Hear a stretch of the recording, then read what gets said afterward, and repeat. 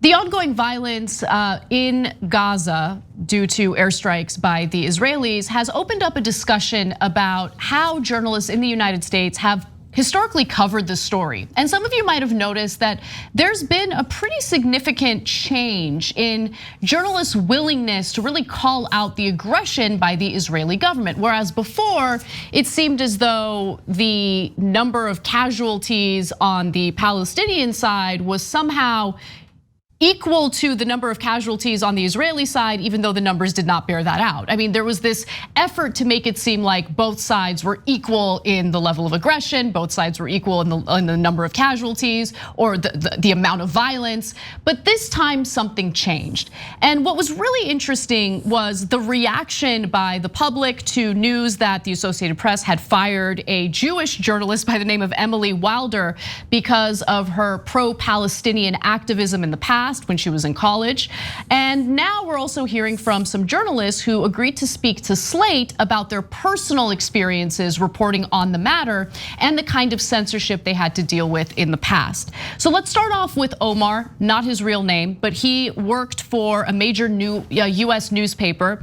He spoke to Slate and shared some personal anecdotes. He said, "I wrote a piece about the extraordinary number of people that were being killed in Gaza in 2014. It was ready to go. It had gone through so many edits, excruciating edits. And the holdup was they wanted me to find out exactly how many children were injured by Hamas rockets in Israel, and then get reporting on the psychological impact of that on Israeli children." Omar continues to say that it's this level of bending over backwards for some elusive concept of impartiality that is just so impractical and would never be applied to any story elsewhere in the organization. If a black man gets shot by police, we do not go out and try to track down how many white cops were assaulted by black men that same year or something like that. It's dispiriting and upsetting. Can I just jump in for 1 second there, Anna? I think that's such an important point. So it's oftentimes the tone, and the other journalists quoted in this story talk about they would have all of their tone changed from this is what's actually happening to, but on the other hand, right?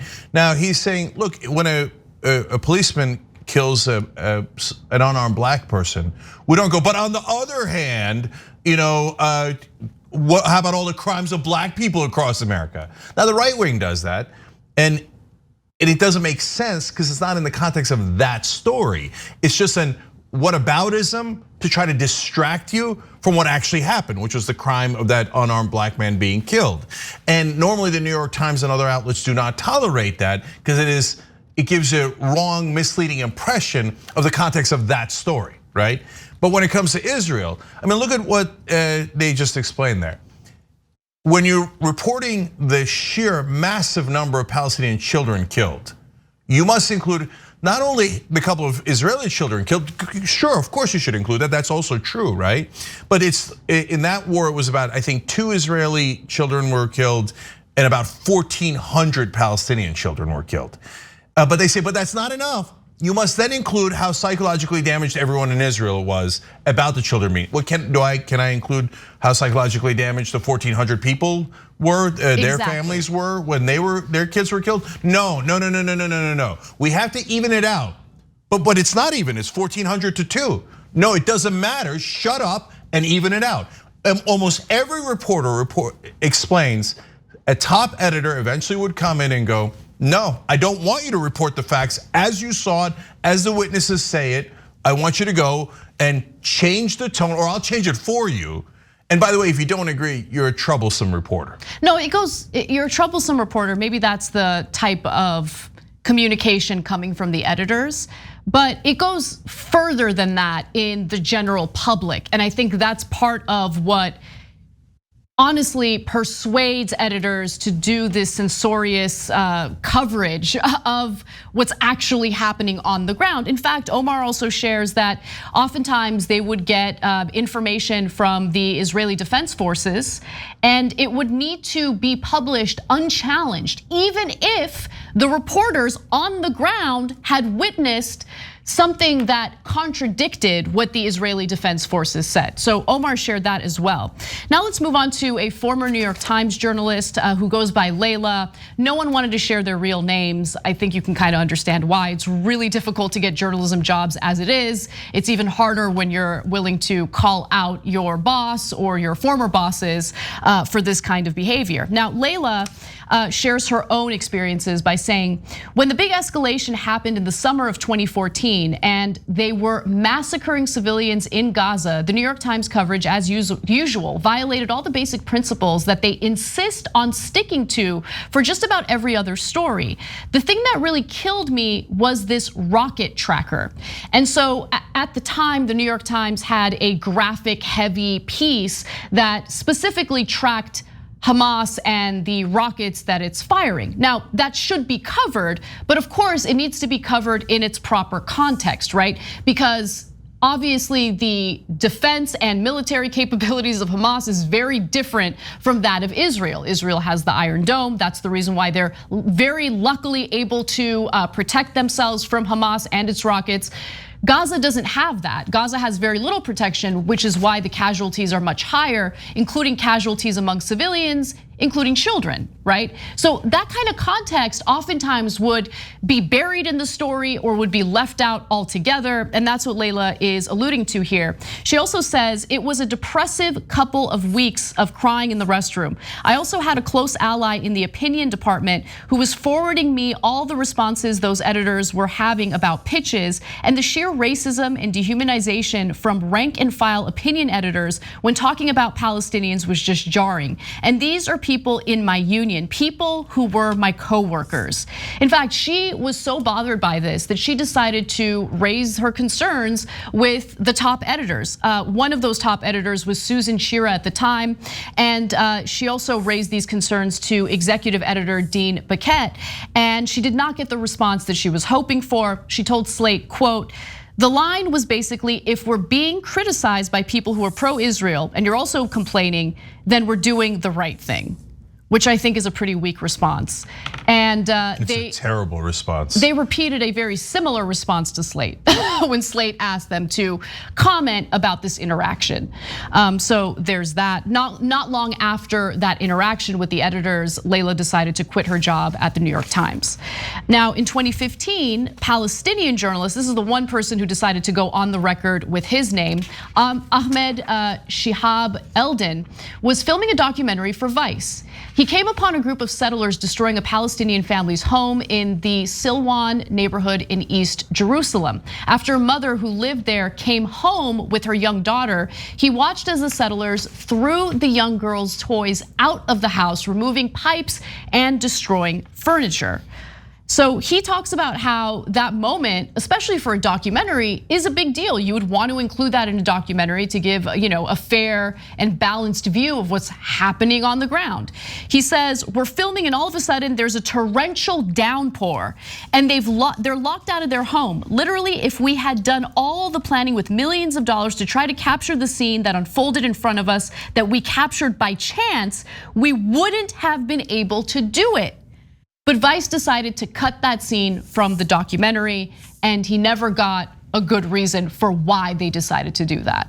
So that's the kind of editing that takes place that is honestly really difficult for a journalist who cares about reporting the truth to stomach.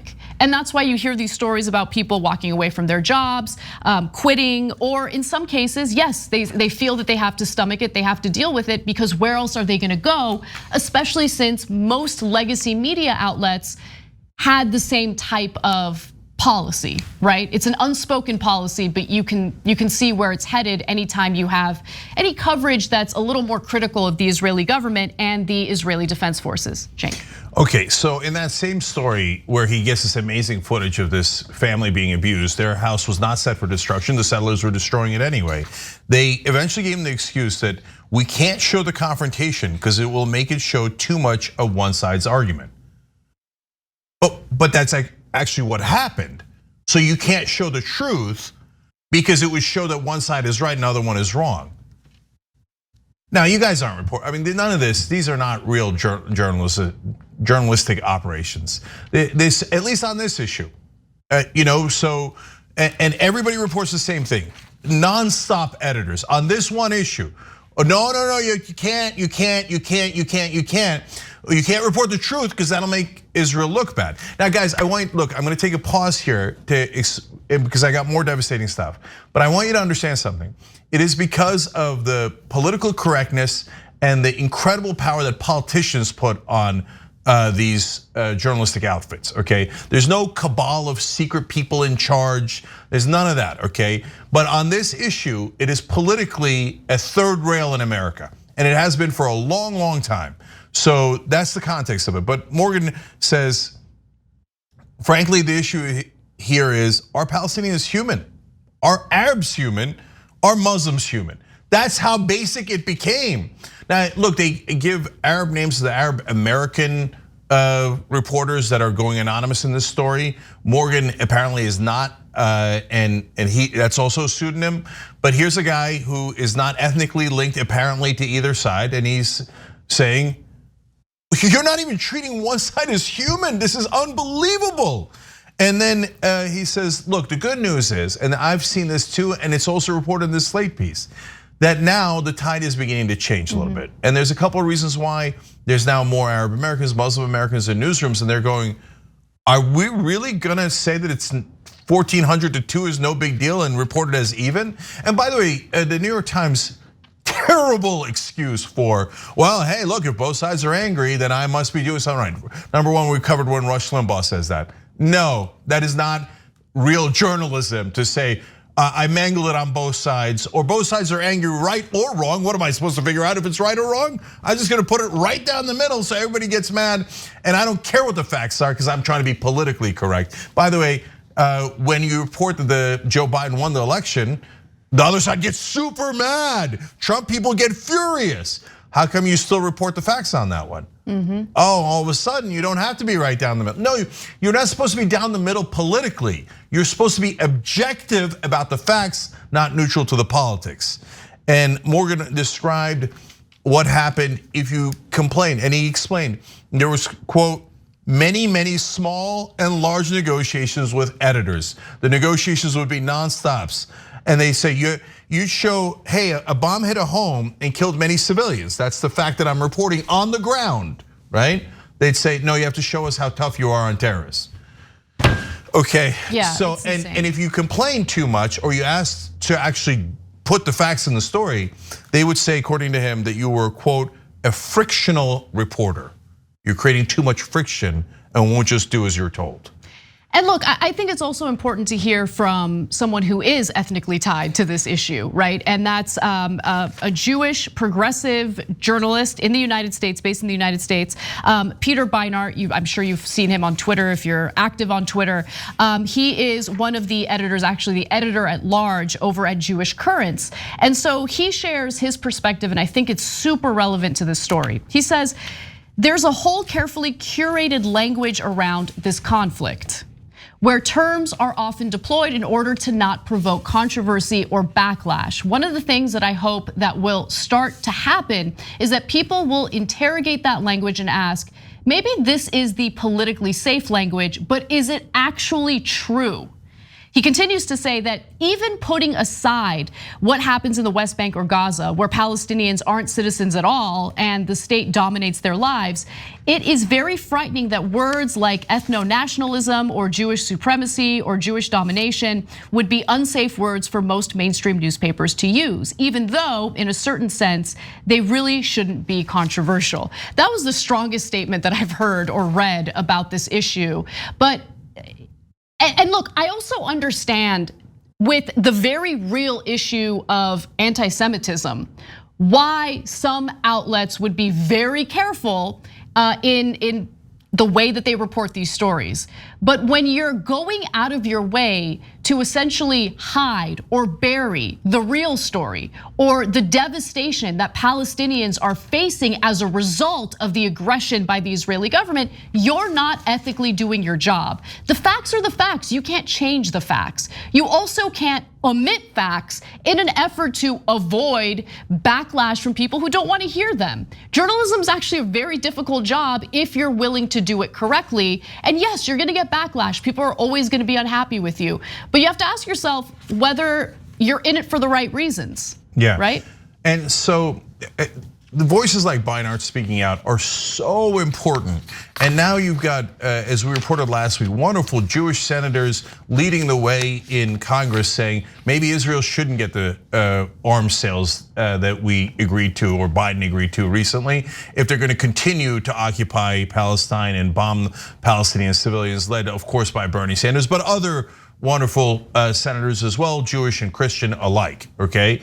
And so, and that phenomenon of under 40-year-old Jewish Americans being very progressive and saying, no, of course Palestinians are human. Just dehumanize them like this is ridiculous. When you say something should be a Jewish state and hence we must occupy. It's one thing to say this should be a Jewish state. It's another thing to say it's got to be a Jewish state. Hence, the Palestinians within Israel should have some lesser rights, and more importantly, the Palestinians that are occupied should be kept occupied for decades and decades, because basically, under the logic of they're too violent to govern themselves. And so I suspected that would rise up, and that those folks have risen up, and they're absolutely heroes, and they're making a giant difference. And so, just last couple of things here, because it's so important. They said the other problem is that it creates self-censorship.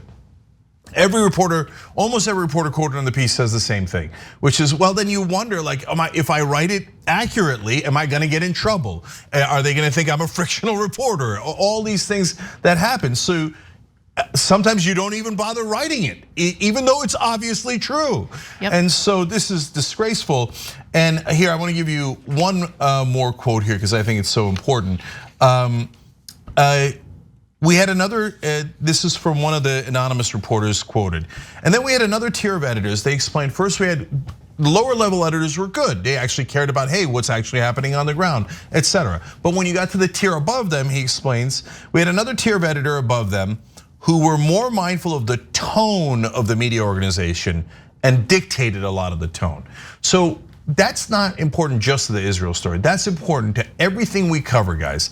And we're about the only show that I've seen that explains and focuses on the tone of the pieces, because that is where they send you subliminal messages. And we oftentimes show you in the pieces, you see what they said about Medicare for all?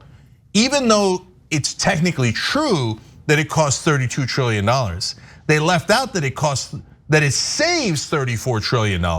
And then they frame it as this is something really expensive that we can't afford. But when we have tax cuts for the rich or endless wars, they never talk about the cost. Well, my God, the missing context and the tone actually told you more about the story than the so-called facts that they put into the story.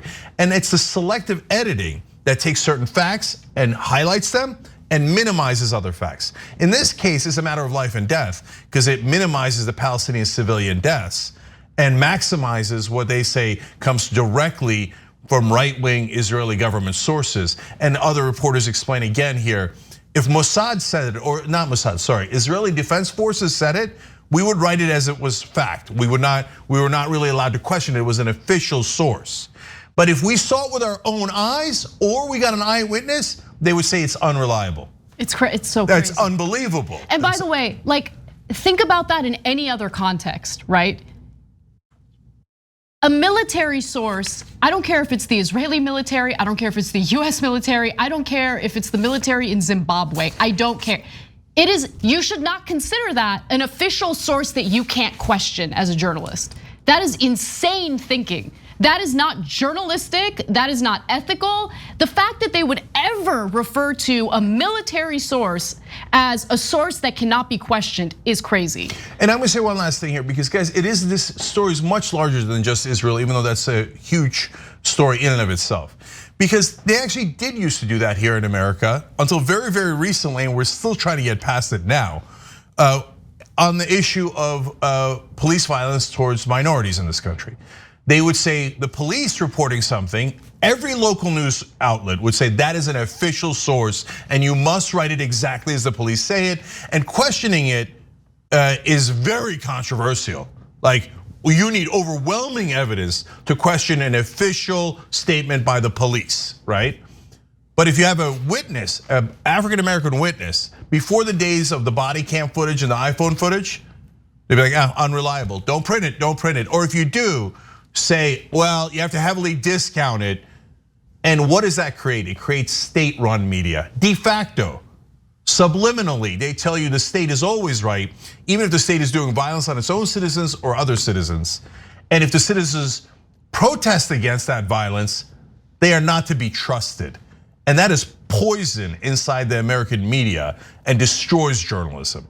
And that's the reality, unfortunately, of corporate media in this country and the skewed perspective that it has created. Thanks for watching The Young Turks, really appreciate it.